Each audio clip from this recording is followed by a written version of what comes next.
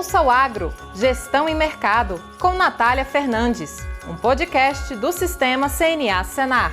Olá, começando agora então o último episódio do podcast Ouça o Agro, Gestão e Mercado de 2024, já chegando aí às vésperas do Natal.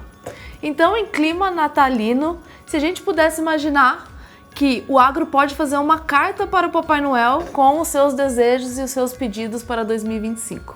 O que será que teria nessa carta? Eu sou a Natália Fernandes, coordenadora do Núcleo de Inteligência de Mercado da CNA, e nosso convidado de hoje ele vai revelar o que pode ter nessa carta do agro para o Papai Noel em 2025 e também as expectativas em relação ao que pode impulsionar o setor no próximo ano. Ele é o César Castro, seja bem-vindo, César. Ele que é gerente da consultoria agro do Itaú BBA. É um prazer ter você aqui com a gente. Muito obrigado, Natália. É uma grande satisfação estar aqui com vocês para ler essa carta junto, né? Gostei bastante do título. Vou tentar ler a carta que eu acredito que realmente virá junto com o Papai Noel. Não a que eu desejo que venha, porque a gente sempre deseja produção alta e preços bons, mas nem sempre as coisas andam juntas. Mas vou tentar ajudar vocês aqui a clarear o que vem por aí. Legal, nem sempre a gente consegue isso, né? Produção, uma oferta maior e preço também elevado. É um prazer ter você aqui, César. Eu acompanho vocês, o podcast de vocês aí do Itaú BBA semanalmente. Então vocês levam, né, informações atualizadas de vários mercados agrícolas e pecuária.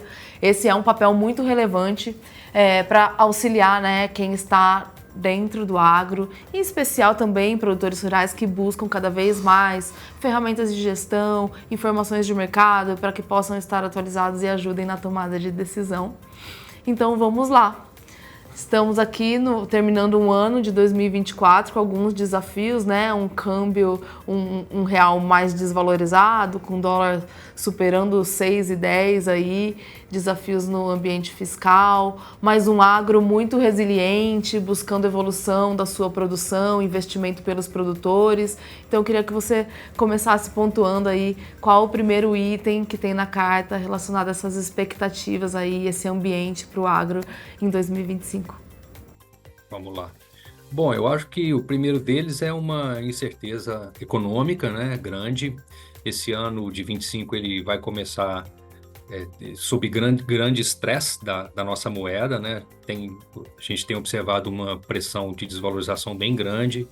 O nosso time de macroeconomia aqui no Itaú Unibanco projeta a taxa de câmbio em 5,70 no final do próximo ano. Então, a gente imagina que sim, a moeda vai ficar mais desvalorizada, mas muitas incertezas ainda estão no entorno dessa projeção, né? Eu diria que além disso, né, e também muito por conta disso, a gente não deve ver um alívio do custo do dinheiro, né? Então os juros devem seguir em evolução, né? O Brasil está descolado do resto do mundo, né? Começando um processo, né, de elevação e o mundo em alguma medida ainda não. Isso tudo cria um ambiente muito desafiador para o agronegócio no ano que vem, né? Se nós pensarmos que daqui para frente os custos de produção já vão ser mais, né, já estão sendo mais influenciados por esse câmbio muito desvalorizado. É sempre bom lembrar que o agro geralmente ele captura mais benefícios do que prejuízos quando a moeda desvaloriza, né? Isso é basicamente porque apesar, né, de a gente ter uma participação relevante nas commodities dos insumos dolarizados, né, notadamente os fertilizantes, os químicos, no caso, né, de soja, milho, café, essas commodities que o Brasil é mais relevante, né, açúcar, o suco de laranja também, a gente tem o câmbio ajudando o preço em reais na veia, né? Quando você tem uma desvalorização dessa, isso em geral traz um benefício para o produtor, desde que o custo de produção não tenha sido feito com um dólar, né, mais desvalorizado, né, o real desvalorizado, e essa taxa cai na hora da colheita. Quando isso acontece é o contrário, o custo é feito alto, né, uma formação de custos elevada, e na hora de vender a produção o produtor tem um preço bem menor. Então esse ano não é isso que a gente viu. A soja, né, foi plantada, né, há poucos meses atrás num ambiente, né, de que grande parte dos custos tinha sido feita no primeiro semestre do ano, o dólar, né, estava mais comportado, e agora a gente vê a moeda subindo, né, o real desvalorizando e, consequentemente, os preços tendo algum benefício em reais por conta disso. Então, ok. Para o próximo ano é o contrário. Se a gente vê o dólar muito esticado, isso pode ser um problema porque vai carregar um risco na hora da colheita. Isso pensando no milho safrinha, pensando na soja do ano que vem, está tudo muito longe. Mas é bem óbvio que a gente deve ter um ano de possivelmente um menor crescimento, né, do PIB, uma inflação mais pressionada, uma taxa de câmbio mais desvalorizada e uma taxa de juros mais elevada. Então, uma combinação, acho que no mínimo desafiadora, né, para o agronegócio, nesse ponto de largada do ano, né? Acho que nem tudo são problemas associados a isso, mas é importante ter isso em mente, tá? Dificilmente a gente vai fugir desse panorama. E aí desafia o produtor ainda mais no seu processo de gestão, né? Porque às vezes a gente olha só o preço de mercado no momento do ano, mas não é o momento que o produtor está comercializando, ou ele não fez uma venda antecipada. A mesma coisa serve para os custos. Quando a gente olha o preço dos insumos em um determinado momento, vê se ele está um pouco mais baixo, mas não necessariamente foi naquele momento que os produtores adquiriram, até porque o Brasil é muito diverso, tem várias culturas relevantes para o país, e os produtores tomam decisão e fazem suas aplicações em momentos diferentes também. Além disso, desafios, como você colocou, de crédito, que influenciam na capacidade do produtor, né, de tomar crédito, de investir na sua produção. Aí eu queria que você comentasse um pouco sobre essa questão, o que você acredita que o produtor pode enxergar ou que oportunidades seriam criadas diante desse cenário e que o produtor teria que buscar estratégias diferenciadas para fazer diferente do que fez em anos anteriores, né? Ou diferente porque o cenário é ainda mais desafiador. Olha, eu diria que o mais importante é uma boa gestão dos riscos, né? Os riscos de câmbio, os riscos de preço. Em grande medida, Natália, o que faz, né, os produtores atravessarem os momentos mais desafiadores é muito a atitude dele mesmo e não as nuances do mercado. Vou dar um exemplo. Nós temos uma leitura de que a produção de soja nesse ano virá muito bem, né? A gente teve um pequeno atraso no plantio, depois a situação mudou completamente, os produtores terminaram o plantio rapidamente, as chuvas na sequência foram muito boas e tem previsões de chuvas ótimas até março. A gente entende que nós vamos ter um problema esse ano da concentração da colheita de soja numa janela muito curta entre a segunda quinzena de janeiro e a primeira de fevereiro. Então tem algum risco climático em estar tudo muito concentrado, mas se conseguirmos tirar essa soja do campo, né, e obviamente levar ela para os armazéns, chuva no Mato Grosso é sempre um desafio na época de colheita, esse ano não vai ser diferente, tem muita chuva prevista, mas se conseguirmos tirar a soja, né, do campo e levar para secagem, sem grandes transtornos, nós devemos ter uma safra muito robusta. Consequentemente, a gente imagina preços talvez mais pressionados ainda do que a gente tem visto em Chicago. No entanto, nós temos tido duas variáveis que têm ajudado muito na formação de preço da soja em reais, que é a taxa de câmbio e os prêmios. Os prêmios já não é tão mais verdade que eles melhoraram muito, né, ao longo desse ano, mas já vem piorando algumas semanas justamente nessa leitura de uma safra muito volumosa. Então, o produtor mais atento, que está mais ligado, ele já deveria ter vendido uma parte da sua produção para defender os custos que já foram empenhados, né? E, obviamente, tendo em vista um cenário que é bastante positivo do ponto de vista da oferta. Se Brasil e Argentina colherem bem, nós devemos ter um aumento de estoques de soja no mundo da ordem de 20 milhões de toneladas. Então, isso significa que, a menos que o produtor tenha muita musculatura, né, entre aspas, para chegar no segundo semestre, né, quando o Brasil já vai ter exportado bastante, quando você entra no período de entre-safra, aí é um caso um pouco diferente, mas imaginando que a grande maioria tem contas para pagar em março, em abril, em maio, faria bastante sentido essa gestão de risco. E não só para a soja, eu só estou dando um exemplo, mas tem várias outras commodities. Vamos pegar o caso do café, por exemplo, que tem, diferentemente dos grãos, né, que tem os cenários mais ofertados e, consequentemente, preços mais desafiadores, as soft commodities, né, o café, a laranja, o açúcar, estão com preços muito bons, especialmente o café. Então faria bastante sentido o produtor aproveitar o momento para se proteger contra uma queda que algum momento deve vir. Nós estamos bastante convencidos de que a safra do ano que vem deve ser muito ruim de café.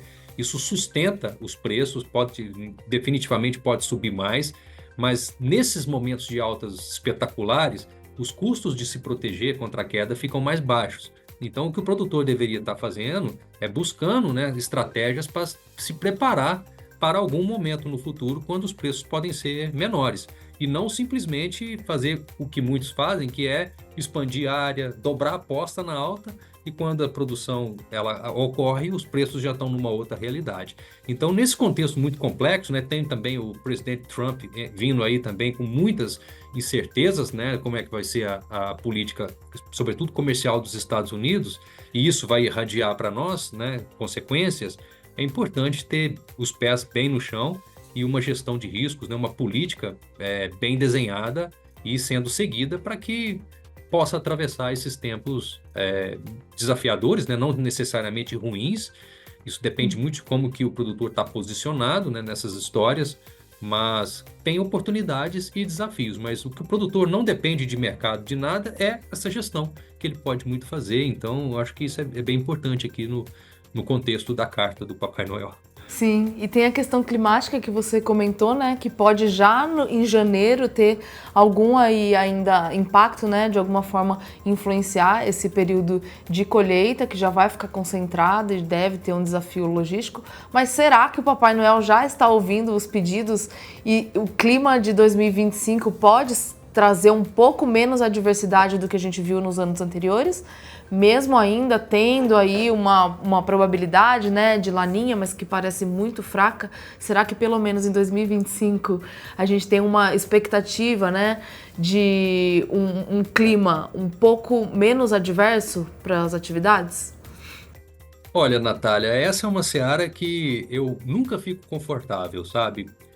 O clima cada vez mais, por mais que a gente busque, né, conhecer, entender, aprender, ele muda os padrões, né? Então, esse ano a gente estava, né, bastante receoso, alguns meses atrás, com a possibilidade da laninha se instalar e causar algumas perturbações aqui, notadamente na região sul e Argentina. Por isso, né, nós começamos as nossas estimativas aqui de safra de soja bem cautelosos, né, com 163 milhões de toneladas. Na medida que essa laninha foi se mostrando muito fraca, a gente subiu esse número. Hoje nós temos 167, mas o potencial é mais para 170. Então, se o clima seguir, né, essa laninha continuar fraca, eu acho que a gente não deve ter tantas grandes perturbações, mas eu diria que assim, eu me encontro bem inseguro para imaginar o que vai ser o clima na safrinha, apesar da laninha fraca, sabe? O padrão tem mudado e a gente tem notado, né? De novo, eu voltaria aqui na conversa do café, cada vez mais está difícil produzir sem irrigação, e mesmo com irrigação, a temperatura muito elevada ela é um problema para várias culturas. Então, não dá para dizer que está tudo normal e que o clima vai ser superado. Eu acho que para isso a gente ainda não tem boa assertividade, e para isso a gestão de risco tem que estar presente. Então, pode ser que essa chuva que está prevista para fevereiro e janeiro, ela atrapalhe a colheita da soja, complique a janela do milho safrinha, gere uma maior pressão de frete sobre os prêmios também. Então, tem muitas incertezas, mas a gente tem que, né, trabalhar com, acho que, probabilidades. O mais provável é que a gente tenha uma boa produção de grãos, então isso exige cuidado. Uhum. E para o milho safrinha, será que tem alguma coisa nessa carta? Você já fez um comentário aí, né, sobre uma possível pressão para a segunda safra.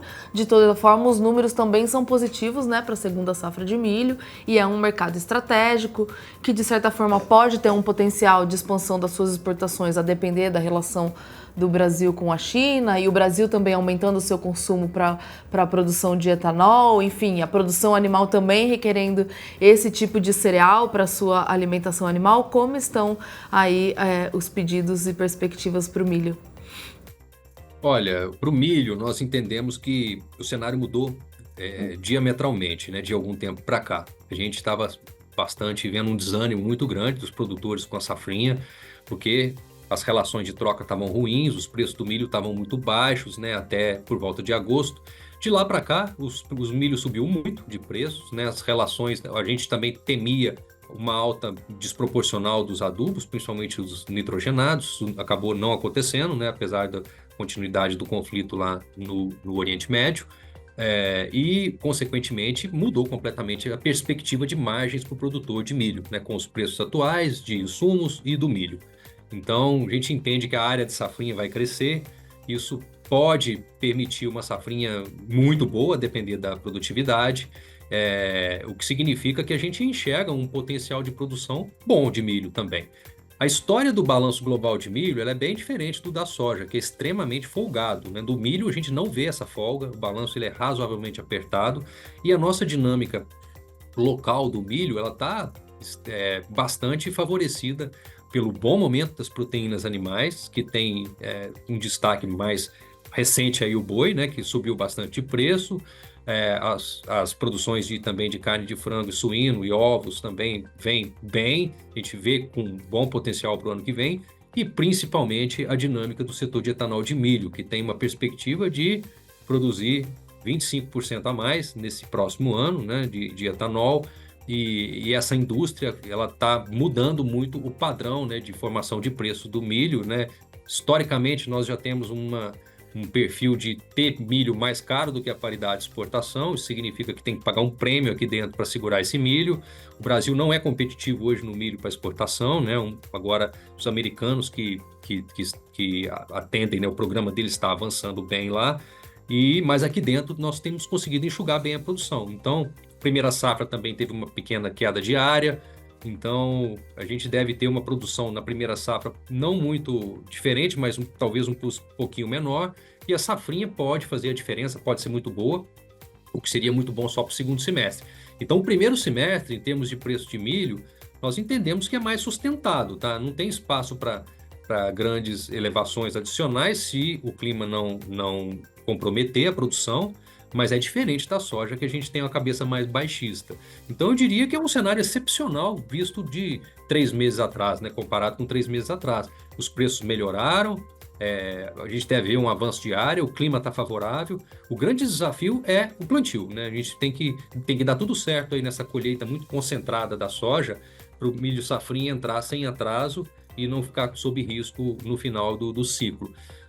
Nossa visão é positiva, tá? Eu acho que só seria pedir muito para o Papai Noel os preços de milho e soja, ambos bons, e produções excepcionais.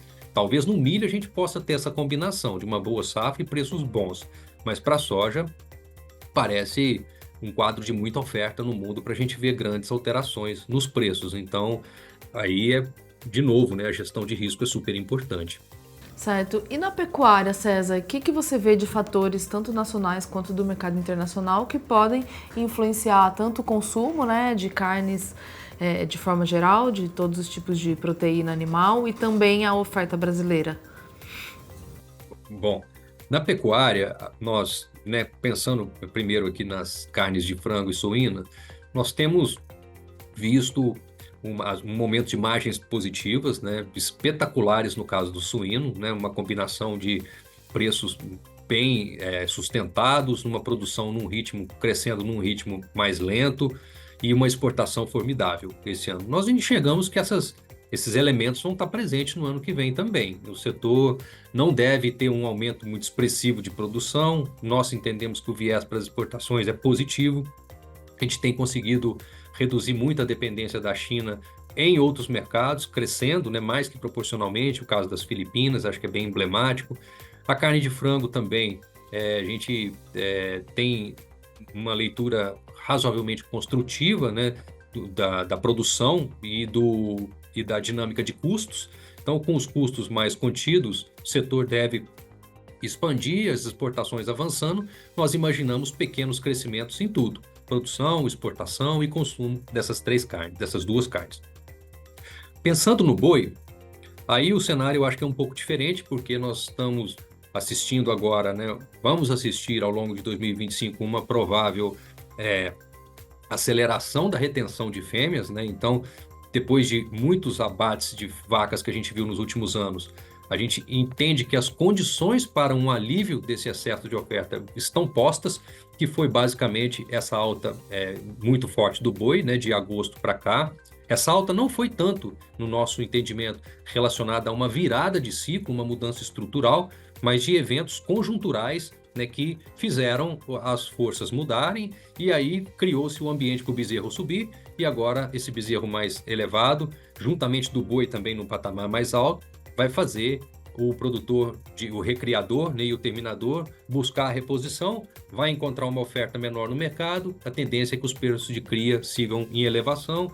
No devido momento, isso reduz a oferta de fêmeas, diminui a quantidade de carne e os preços do boi também sobem. Então, a gente entende que essa conjuntura favorável, muito do lado da demanda no segundo semestre, né? Exportação recorde, espetacular. Consumo interno também respondendo muito bem, porque os preços da carne estavam muito baratos lá em julho. Isso tudo ajudou a demanda a subir e a oferta desacelerou. Não é que ela tenha ficado menor do que do ano passado, ainda vai ser um ano de abates muito elevados, muito fortes mesmo. Para o ano que vem, 25, a gente entende que aí, o razoável é que os abates diminuam um pouco, não deve ser uma grande queda, mas é natural que eles cedam um pouco na medida em que esse preço melhor do bezerro dá força para a retenção de fêmeas acontecer, e aí eu imagino que o bezerro sobe e o boi não necessariamente continua essa escalada intensa, porque ele vai depender de uma conjuntura da China, que é muito desafiadora, vai depender de oferta, e aí nós vamos ter, pelo menos no primeiro semestre, uma boa disponibilidade de gado, vamos ter safra pela frente, e a reposição tende a ir encarecendo.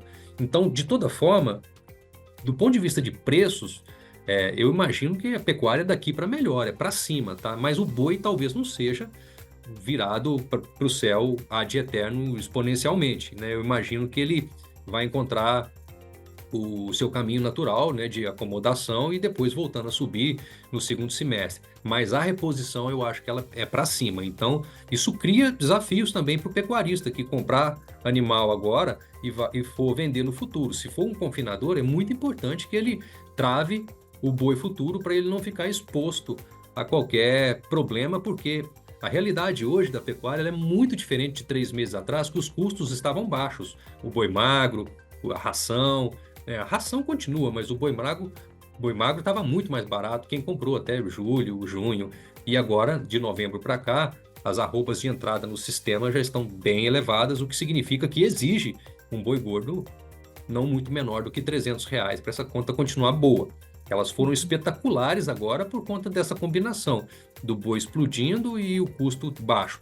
De agora para frente é um momento muito diferente. Então eu acho que o cenário é positivo, tá, para a pecuária como um todo, mas exige cuidados. Fica esse destaque que você colocou, que nem sempre a melhora no preço é algo positivo, né? O mercado às vezes olha muito isso, se o preço está subindo ou caindo, mas lá o produtor tem muita tarefa para fazer para realmente ter um resultado positivo que não está relacionado só ao preço que ele está vendendo sua produção ou ao custo do insumo que mais pesa no seu custo operacional. Mas, César, falando de questões um pouco mais gerais, né, a gente ainda tem aí conflitos geopolíticos influenciando o Brasil e o agro brasileiro também. Então, o frete internacional, que subiu em 2024 e ainda está como um desafio, né, para o setor, para o próximo ano. A gente já falou um pouco aqui sobre a moeda, né, o real desvalorizado, questão de taxa de juros. Então, tem o ambiente econômico, ambiente fiscal, político do Brasil. Estados Unidos, você comentou também, agora com o Trump entrando na presidência dos Estados Unidos, que pode também ter uma influência, né, no agro brasileiro. E você também comentou de questão interna como o frete nacional, né? Então, desafios do lado internacional, desafios aqui dentro do país também. Vocês, como Itaú BBA, que estão um banco dos maiores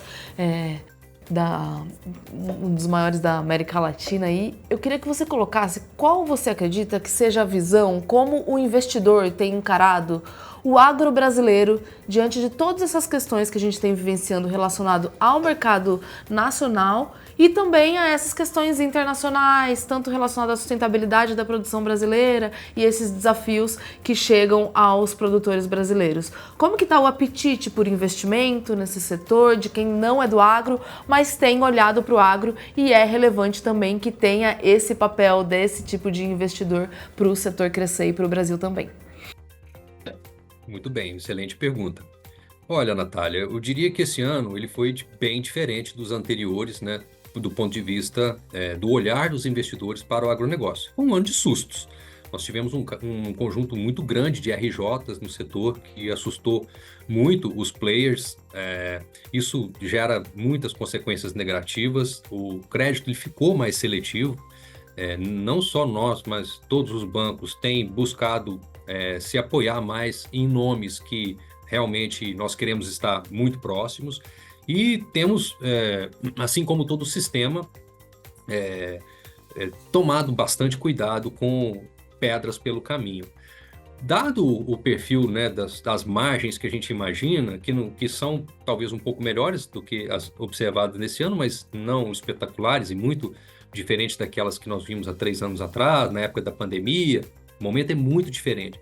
Isso traz alguma insegurança, isso traz uma certa desconfiança, mas eu acho que a travessia do setor, né, como ocorreu esse ano, e vamos dizer assim, e os alicerces do agronegócio, é saudável que esse momento mais desafiador aconteça e que ele depure um pouco os exageros no setor. Então, não dá para dizer que o investidor está super comprado com qualquer história, não é isso, mas em grande medida, né, os pilares do agronegócio, eles nunca estiveram tão fortes, né? O Brasil tão preparado para cada vez mais abastecer o mundo com alimento em grandes condições de competitividade, né? Todo esse embate com a lei, né, europeia anti-desmatamento tem muito por trás um protecionismo que tem a ver com a enorme competitividade do agronegócio brasileiro. É uma demonstração de força do setor, sem dúvida, né? Esse aumento de exportações, essa dinâmica, né, local de podermos abastecer o mercado doméstico e ainda ter grandes excedentes exportáveis. O Brasil está dando um grande exemplo, é uma história, talvez a maior história que a gente enxerga para os próximos anos e que já está aí, é a história dos biocombustíveis. Isso é absolutamente agro na veia. O Brasil tem uma grande oportunidade de ser protagonista nessa agenda. Muito nós já fazemos, né, internamente, mas vamos ainda se destacar ainda mais, né? Tivemos um excelente momento esse ano que foi a aprovação da Lei Combustível do Futuro. Isso cria um marco, né, para o etanol, para o biodiesel, para o SAF, para o diesel renovável, para vários combustíveis que no final vão demandar especialmente mais soja, mais milho, nós vamos produzir mais combustível, vamos esverdear ainda mais a matriz energética e podemos ser um hub para exportar, seja produtos acabados, né, no futuro, né, não é para amanhã, de produção de SAF aqui no Brasil, ou exportar matérias-primas para ser feito SAF em outros locais do mundo. Então, olha, eu diria que nós nunca tivemos tantas condições, né, reunidas, apesar de todos os desafios, né, principalmente climáticos, né, e de renda, de seguro, né, uma série de fraquezas, infraestrutura, logística, vários calcanhares de Aquiles, né, nós temos, mas no final ainda é uma história fantástica. Então, voltando, né, na sua pergunta, eu acho que os investidores, os que estão entendendo o que está acontecendo e os que estão dispostos a estarem abraçados nesses ciclos de altas e baixas, voláteis, que nós aqui no Itaú BBA tão bem aprendemos, a onda é muito alta, tá, para surfar e acho que é um lugar excelente para estar. Eu diria que talvez é um dos poucos, né, lugares que a gente enxerga como muito promissor para a economia brasileira, né, olhando um horizonte mais longo de tempo. Então, foi um ano difícil, mas eu acho que muita coisa fica desses aprendizados. O setor vai sair mais forte dessa onda difícil, né, de RJs e de combinação, né, de produções aumentando e preços cedendo. Essa sua visão positiva é muito boa e oportuna aqui, né, César, para esse episódio, que é uma época do ano até que a gente espera um pouco disso, dessas questões positivas aí vindo pela frente, que o produtor rural também merece, né, por tantos desafios que enfrenta, tanto risco que eles estão sujeitos na atividade, mas que não são proporcionados por eles, e a resiliência do produtor, a paixão que eles têm em produzir, que fazem com que o Brasil continue crescendo e que eles aproveitem todas essas oportunidades, como você colocou. Foi uma satisfação muito grande ter você nesse último episódio aqui de 2024. Obrigada, César. Eu que agradeço, Natália. Fico muito feliz aí pelo convite e por ter a chance de fechar o ano aí com a carta do Papai Noel. Espero que a gente possa ter muitas alegrias aqui no próximo ano e fico à disposição de vocês para outras oportunidades. Sim, é isso que a gente espera também, que tudo que for de positivo seja realizado, né? E que os desafios sejam enfrentados com resiliência e muita garra, como vem sendo feito. E vocês que ficaram com a gente até aqui, muito obrigada pela audiência. Desejo felizes festas, boas festas para todos e seus familiares. E esse foi mais um episódio do podcast Ouça o Agro, Gestão e Mercado. Até o próximo episódio. Tchau, tchau! Ouça o Agro, Gestão e Mercado, com Natália Fernandes, um podcast do Sistema CNA Senar.